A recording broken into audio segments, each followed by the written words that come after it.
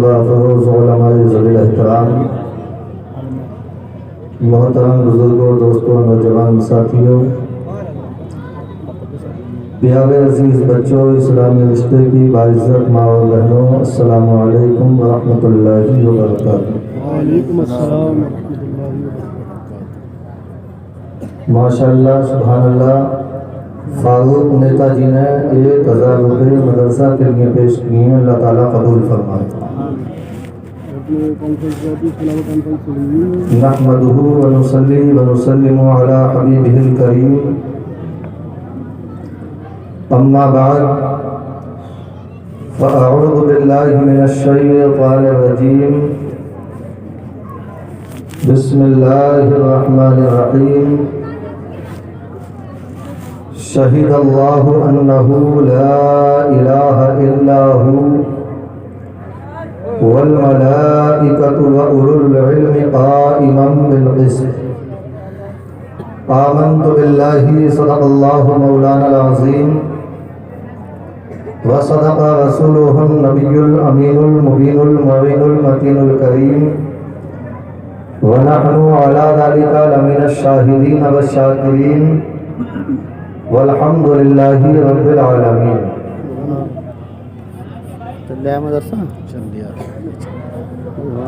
ماشاءاللہ، لائق مبارکباد ہیں آپ لوگ جو اس کثیر تعداد میں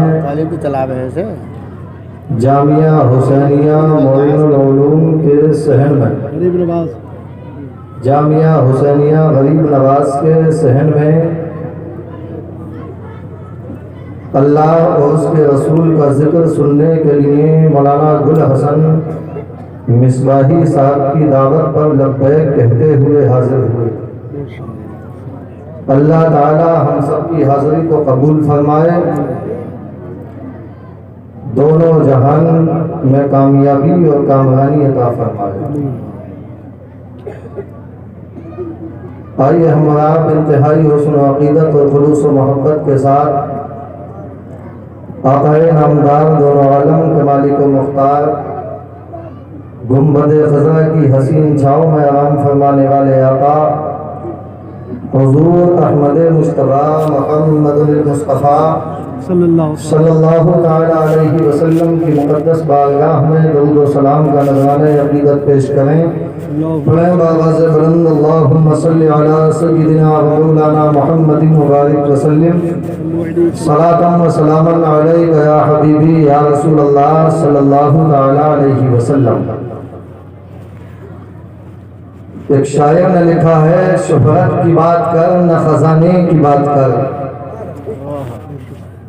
آج اس دور پرفتن میں لوگ بیٹھ کر جگہ جگہ کوئی دولت کی بات کرتا ہے، کوئی شہرت کی بات کرتا ہے، کوئی خزانے کی بات کرتا ہے، کوئی اپنی زمین و جائیداد کی بات کرتا ہے، کوئی کاروبار کی بات کرتا ہے، کوئی دکان و مکان کی بات کرتا ہے، مگر خوش نصیب ہیں آپ لوگ کہ جو اس وقت کسی دنیا دار کی بات کرنے کے لیے نہیں بلکہ مدینے کے تاجدار کی بات کرنے کے لیے بیٹھے ہوئے ہیں۔ سبحان اللہ، سبحان اللہ، سبحان اللہ۔ شہرت کی بات کر نہ خزانے کی بات کر، گھر گھر چراغ علم جلانے کی بات کر۔ شہرت کی بات کر نہ خزانے کی بات کر، گھر گھر چراغ علم جلانے کی بات کر۔ بیدار تھے جو لوگ وہ آگے نکل گئے۔ سمجھنے کا اشعار ہے، اگر آپ نے ان کو سنا اور سمجھ لیا، دل کی تختی پہ نوٹ کر لیا، تو انشاءاللہ زندگی میں انقلاب پیدا ہوگا۔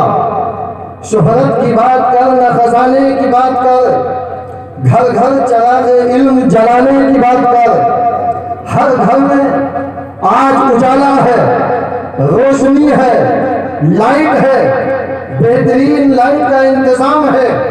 اگر 10-20 سال پہلے اپنے ماحول کی طرف پلٹو، اپنے حالات کا جائزہ لو، اپنے گھروں کو دیکھو گے تو 20 سال پہلے ماضی قریب میں ہی ہمارے گھروں کے حالات یہ تھے کہ کتنے گھر ایسے تھے جن میں روشنی کے لیے چراغ میسر نہیں تھا، چراغ تھا تو اس چراغ میں تیل میسر نہیں تھا۔ کتنے گھروں میں ادھر عشاء کی اذان ہوتی تھی، چراغ بجھا دیا جاتا تھا، رات بھر گھر میں اندھیرا ہوتا تھا، مگر پھر بھی ان گھروں سے کبھی کبھی رات کے اندھیرے میں دن کے اجالے میں اللہ کی مقدس کتاب قرآن پاک کی تلاوت کی آواز آئی۔ مگر آج گھروں میں اجالا ہے، گھروں میں لائٹ ہے، بہترین اجالے کا انتظام ہے، رات میں آپ گاؤں میں گھوم کے دیکھو تو کسی گھر سے قرآن کی تلاوت کی آواز نہ ملے گی، قرآن پڑھنے کے لیے چلنے والا کوئی بلب نظر نہیں آئے گا کہ جس کی روشنی میں کوئی قرآن پڑھنے کے لیے بیٹھا ہو۔ اے پیارے مسلمانوں، خوش نصیب ہیں وہ لوگ جو مدرسہ چلاتے ہیں، جو دارالعلوم چلاتے ہیں۔ ان مدرسوں میں کتنی راتیں ایسی گزر جاتی ہیں کہ یہ طالبان علوم نبویہ، نبی کے مہمان پوری رات قرآن پاک پڑھتے ہوتے ہیں۔ تمہارے گھر میں اگرچہ کوئی قرآن پڑھنے والا نہیں ہے، مگر تمہارے گاؤں میں اگر مدرسہ ہے تو ضرور اس مدرسے میں کوئی نہ کوئی طالب علم قرآن پڑھنے والا۔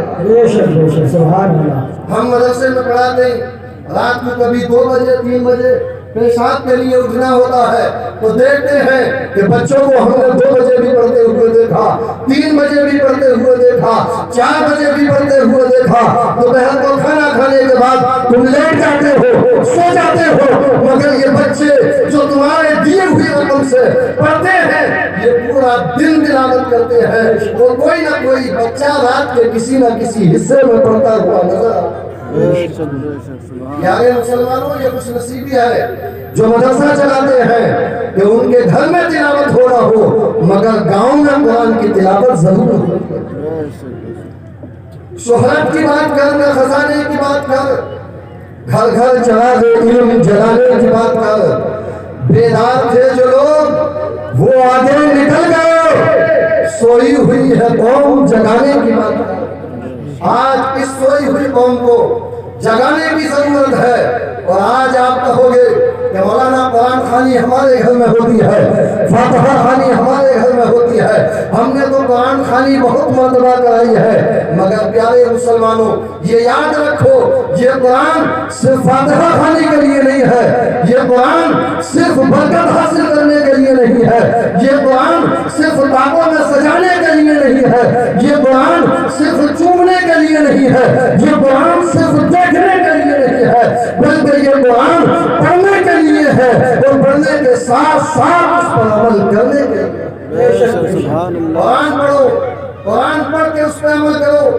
قرآن ہمارے لیے اترا، قرآن کو ہم نے پڑھا، ہمیں پڑھنا چاہیے تھا، مگر اس قرآن سے فائدہ غیروں نے اٹھایا ہے۔ قرآن پڑھا، مصطفیٰ کی حدیث پڑھی تو ہوائی جہاز بنا دیا، قرآن پڑھا مصطفیٰ کی حدیث پڑھی تو ہیلی کاپٹر بنا دیا، قرآن پڑھا مصطفیٰ کی حدیث کو پڑھا تو انہوں نے ٹرین بنا دی، قرآن پڑھا مصطفیٰ کی حدیث پڑھی تو پیارے مسلمانوں کمپیوٹر بنا کے قوم کے سامنے پیش کر دیا۔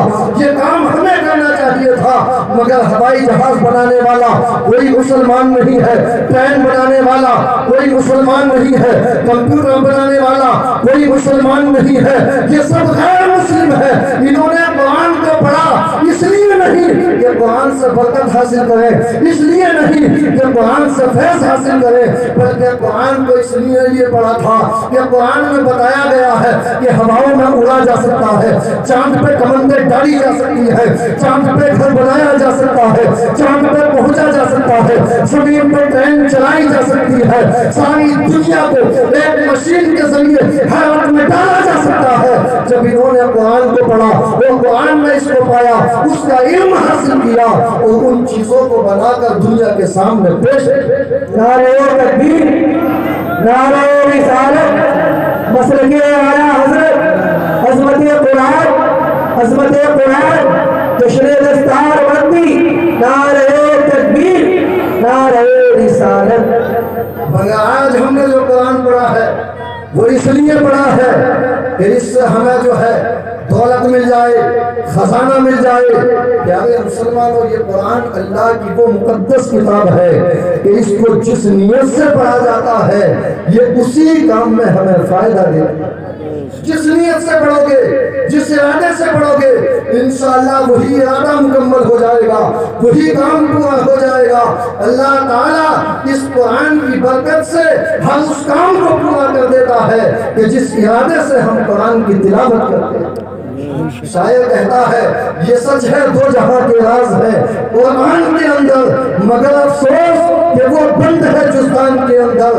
نہ جانے کیوں ابھی حالات کے تیور نہیں بدلے، ابھی شاید کمی ہے کچھ تیرے ایمان کے. حالات بدل جائیں گے، زمانہ بدل جائے گا، قوم بدل جائے گی، مگر سچ یہ ہے کہ ہمیں اپنے آپ کو بدلنے کی ضرورت ہے. آج جہیز میں قرآن دیا جاتا ہے اور آپ نے دیکھا ہوگا کہ قرآن اس کو بھی جہیز میں دیا جاتا ہے کہ جس سے قرآن ناظرہ پڑھنا آتا ہے، اسے بھی دیا جاتا ہے کہ کہیں قرآن جہیز میں نہ دیں گے تو لوگ یہ سمجھیں گے کہ اس سے قرآن پڑھنا نہیں آتا، اس کی بیٹی قرآن پڑھی ہوئی نہیں ہے. جب تو نے بیٹی کو قرآن سکھایا نہیں، کبھی مدرسے میں پڑھنے کے لیے بھیجا نہیں، بیٹی کو قرآن کی تعلیم نہیں دی، تو پھر اس کے جہیز میں قرآن دینے کا مطلب کیا ہے؟ ہاں یہ بات مسلم ہے کہ برکت حاصل کرنے کے لیے دیا جا سکتا ہے. سب سے بڑی دولت اگر کوئی ہے تو وہ قرآن ہے، قرآن سے بڑھ کر کوئی دولت نہیں ہے. مگر جو بات تم نے آج سوچی ہے، جب بیٹی کا جہیز خریدنے کے لیے چلا ہے، جب بیٹی کے جہیز کے لیے تو نے قرآن خریدا ہے، تو مسلمان تو نے کل بھی تو سوچا ہوگا جب اللہ نے تجھے چاند جیسی بیٹی عطا فرمائی تھی،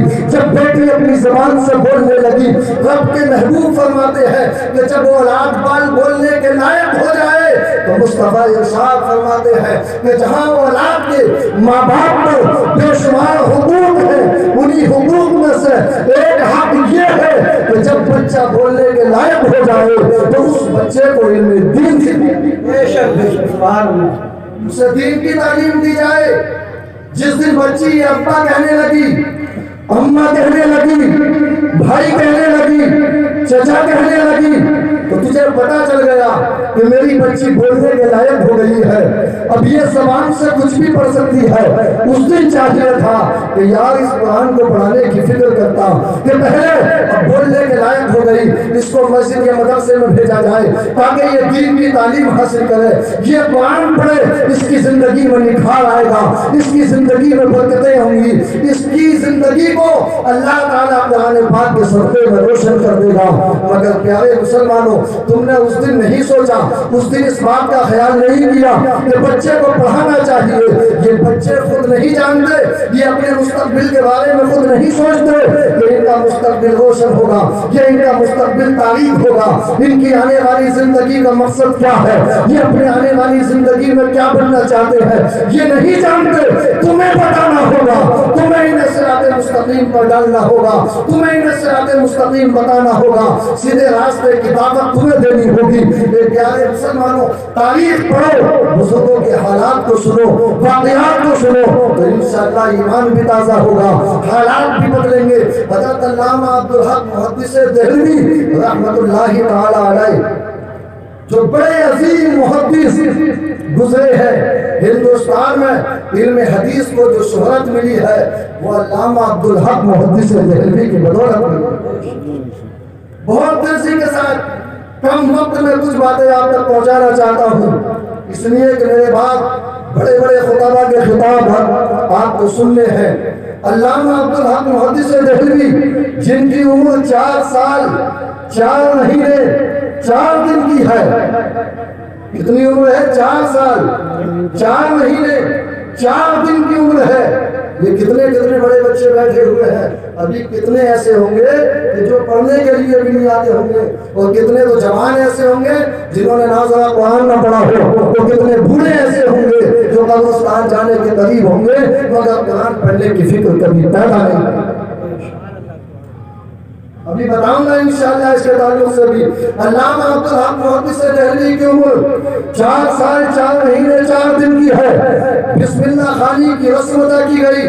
جب بسم اللہ خوانی کی رسم ادا کرنے کے لیے کیا ہے بسم اللہ خوانی، آج ہم نے بے شمار بےہودہ رسومات اپنے گھروں میں پیدا کر لی کہ جن کا شریعت سے کوئی لینا دینا نہیں ہے، کوئی تعلق نہیں ہے. ان بےہودہ رسومات کو ہم نے اپنے گھروں کے اندر پیدا کر لیا. مثال کے طور پر بچہ پیدا ہو جائے تو وہ جو آسمان میں تیر مارا جاتا ہے وہ بےہودہ رسم ہم نے پیدا کی ہے. کہیں نہیں ملے گا اس کا ثبوت. بڑا اہتمام ہوتا ہے، بچہ پیدا ہو گیا تو راہی نکالنے کا جو ایک رسم چل رہی ہے وہ دیور کے جس کو حدیث میں کہا گیا کہ یہ موت ہے، حرج کا دامن پکڑ کے پیچھے پیچھے اسے باہر لے کر جاتا ہے.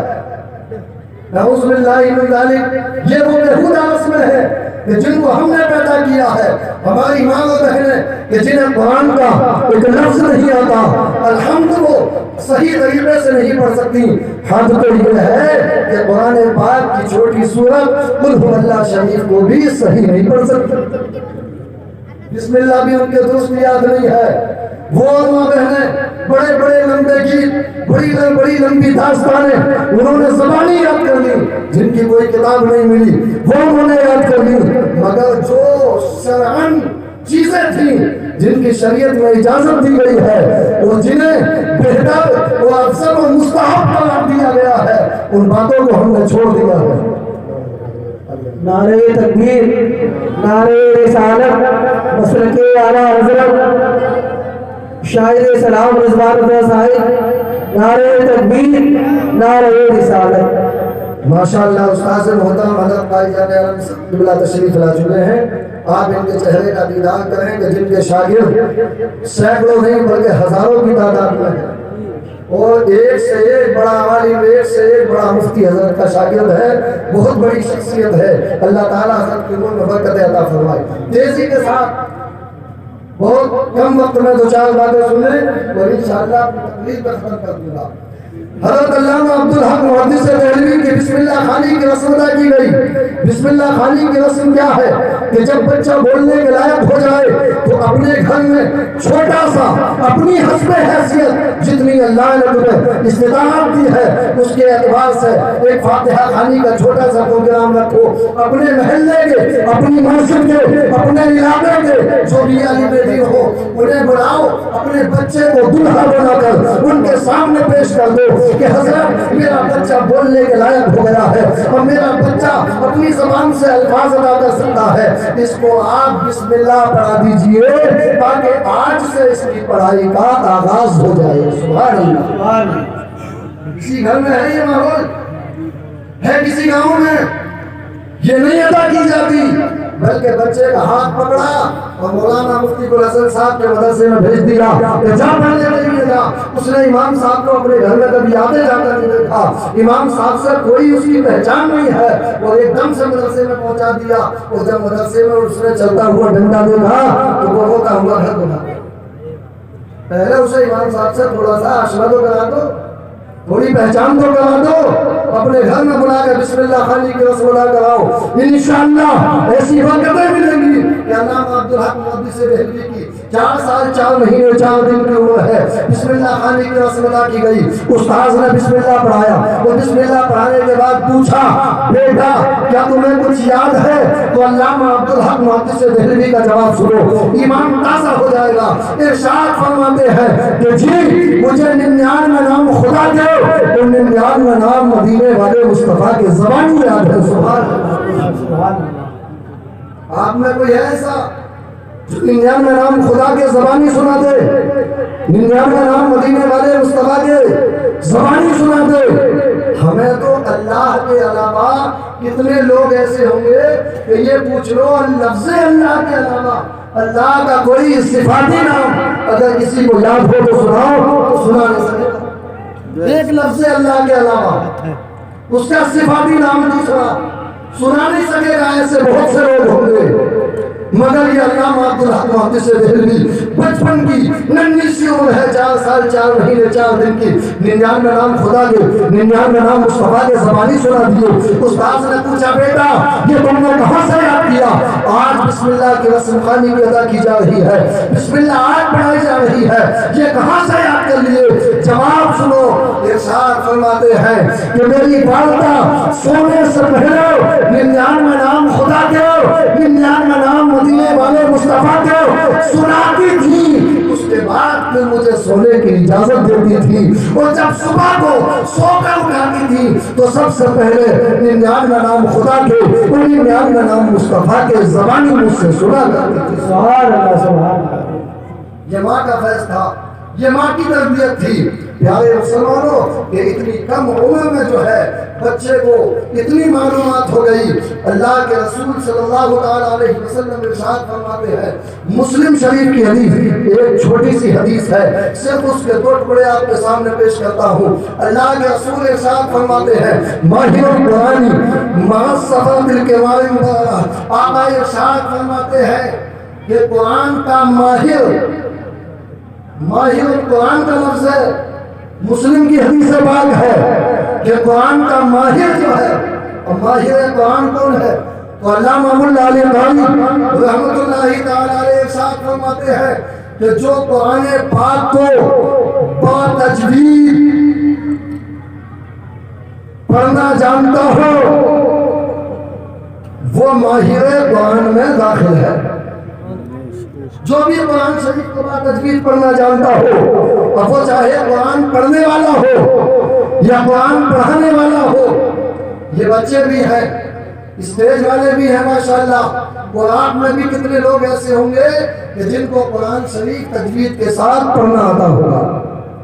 تو آقا ارشاد فرماتے ہیں کہ جو قرآن پاک کو تجوید پڑھنا جانتا ہو، یعنی قرآن کا ماہر ہوگا، قرآن کا حافظ ہوگا، قرآن کا عالم ہوگا، قرآن کا جاننے والا ہوگا، قرآن کو پڑھنے والا ہوگا، قرآن پر عمل کرنے والا ہوگا، مصطفیٰ ارشاد فرماتے ہیں کہ اس کا حشر جو ہوگا وہ قیامت کا دن کے ساتھ ہوگا، قیامت کا دن کے ساتھ ہوگا۔ اتنی بڑی فضیلت ہے کہ جو قرآن کو تجوید کے ساتھ پڑھنا جانتا ہو۔ اور آگے آقا ارشاد فرماتے ہیں، والذی یقرأ القرآن ویتدبر، اور وہ شخص جو قرآن پڑھتا ہے اور اٹک اٹک کر پڑھتا ہے۔ کتنے لوگ ایسے ہیں کہ جنہیں قرآن شریف پڑھنا تو آتا ہے لیکن اٹک اٹک کے پڑھتے ہیں، جھٹکوں کے ساتھ پڑھتے ہیں۔ تو اگر ایسے ہی پڑھتا رہے اور صحیح کرنے کی کوشش کرے، یہ بھی شرط ہے کہ جو قرآن اٹک اٹک کے پڑھتا ہو لیکن قرآن کو صحیح کرنے کی کوشش کرے تاکہ با تجوید پڑھنے لگے۔ اور آقا ارشاد فرماتے ہیں وعلیہ شاق، اور اس پر قرآن شریف کو با تجوید پڑھنا دشوار ہو لیکن پڑھنے کی کوشش کرتا ہو، تو آقا ارشاد فرماتے ہیں فلہ اجران، تو اس کے لیے 2 اجر ہے، اس کے لیے دگنا ثواب ہے۔ ایک تو قرآن پڑھنے کا ثواب ہے، اور نعرہ رسالت مسلک اعلی حضرت علماء اہل سنت، نعرہ تکبیر، نعرہ رسالت۔ تو حضرات جو قرآن پڑھنا جانتے ہیں تجوید کے ساتھ ان کے لیے تو فضیلت ہے ہی، لیکن جو قرآن شریف پڑھنا نہیں جانتے اور پڑھنے کی کوشش کرتے ہیں، کوشش کر رہے ہیں، اٹک اٹک کے پڑھتے ہیں، تو ان کے لیے بھی آقا نے ارشاد فرمایا کہ انہیں دگنا اجر ہے۔ ایک تو قرآن پڑھنے کا ثواب ہے اور ایک قرآن پڑھنے کی جو کوشش کر رہے ہیں ایک اس کا ثواب ہے۔ آج یا تو ہمیں قرآن پڑھنا نہیں آتا اور پڑھنا آتا ہے تو ہم تلاوت نہیں کرتے، اور جنہیں پڑھنا نہیں آتا وہ پڑھنے کی کوشش نہیں کرتے۔ اس لیے پیارے اسلامی بھائیوں، خود بھی قرآن پڑھو، جن سے پڑھنا نہیں آتا وہ پڑھنے کی کوشش کرو، اپنے بچوں کو دین کی تعلیم دو۔ رب قرآن میں ارشاد فرماتا ہے شہید اللہ انہ لا الہ الا ہو، اللہ نے گواہی دی کہ بے شک اللہ کے سوا کوئی معبود نہیں، والملائکۃ اور فرشتوں نے گواہی دی کہ اللہ کے سوا کوئی معبود نہیں، وَأُولُو الْعِلْمِ قَائِمًا بِالْقِسْطِ، اور علم والوں نے گواہی دی انصاف کے ساتھ قائم ہو کر کہ اللہ کے سوا کوئی معبود نہیں۔ تو اللہ نے جہاں اپنی توحید کا اعلان فرمایا ہے، جہاں اپنی وحدانیت کا اعلان فرمایا ہے، جہاں اپنی توحید کی گواہی دی ہے، تو اپنی توحید کی گواہی میں اللہ نے اپنے ساتھ فرشتوں کو رکھا ہے، اور فرشتوں کے ساتھ جو ہے وہ علماء ربانیین علم والوں کو رکھا ہے۔ کتنی بڑی فضیلت ہے کہ جہاں اللہ کی توحید اور اس کی وحدانیت کی گواہی دی جا رہی ہے، تو وہاں اللہ نے اپنے ساتھ فرشتوں کو رکھا، اور فرشتوں کے ساتھ جو ہے وہ علماء ربانیین کو رکھا ہے۔ ان علم والوں کا بہت بڑا مرتبہ ہے۔ اللہ تعالی ہمیں سمجھنے کی توفیق عطا فرمائے، آمین ثم آمین۔ وآخر دعوانا الحمدللہ رب العالمین۔ سب میرے ساتھ مل کر پڑھیں ایک مرتبہ کلمہ طیبہ لا الہ الا اللہ محمد رسول اللہ صلی اللہ علیہ وسلم۔